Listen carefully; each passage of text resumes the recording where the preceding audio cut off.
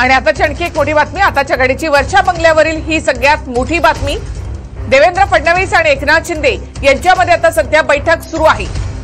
काही वेळापूर्वीच महाजन यांनी शिंदेंसोबत चर्चा केली होती। जवळपास अर्धा तास वर्षावर ही चर्चा झाली।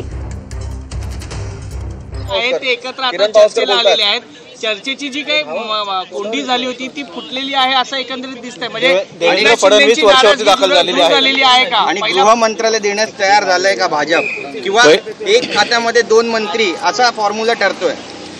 एक गोष्ट लक्षात घेण्यासारखी आहे, महायुतीमध्ये कुठेही नाराजी नव्हती, नाराजीचा काही प्रश्न नव्हता।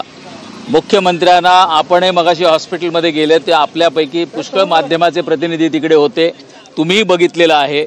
त्यांची तब्येत खरोखर खराब होती, बरोबर नव्हती, म्हणूनच ते बाहेर आपल्या गावी गेले होते आणि आज पुन्हा ते हॉस्पिटलमध्ये पण गेले होते। त्यामुळे कुठेही नाराजी नाही, नाराजीचा सूर नाही। पण काही गोष्टी अशा असतात की त्यांची तब्येत खराब व्हायला म्हणजे कावळा बसायला आणि फांदी तुटायला तशी परिस्थिती झालेली आहे। त्यांची तब्येत खराब होती, त्याचं सगळ्या मीडियाने आणि सगळीकडे अशा चर्चा झाल्या की नाराजी आहे, नाराजीचा प्रश्न नाही।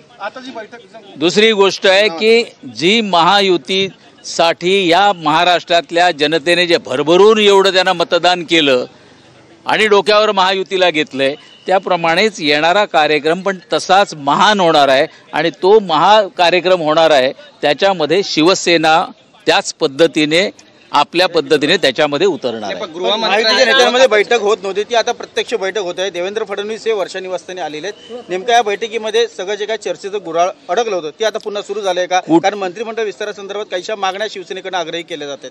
काहीही कुठच्याही मागण्यांसाठी हे काय अडकलेलं नव्हतं।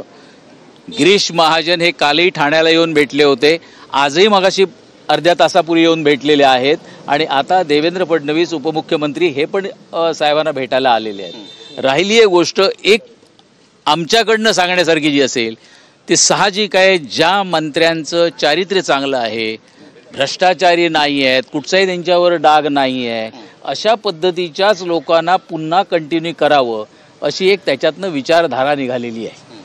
याच्यामध्ये एक गोष्ट होतं की ज्या महाराष्ट्राने आपल्याला भरभरून काय दिलंय, ज्या महाराष्ट्रातल्या जनतेने महायुतीला एवढा मॅन्डेट दिलाय, तर जनतेच्या अपेक्षा असणं साहजिक आहे आणि त्यांना तसे चांगले मंत्री देता यावेत।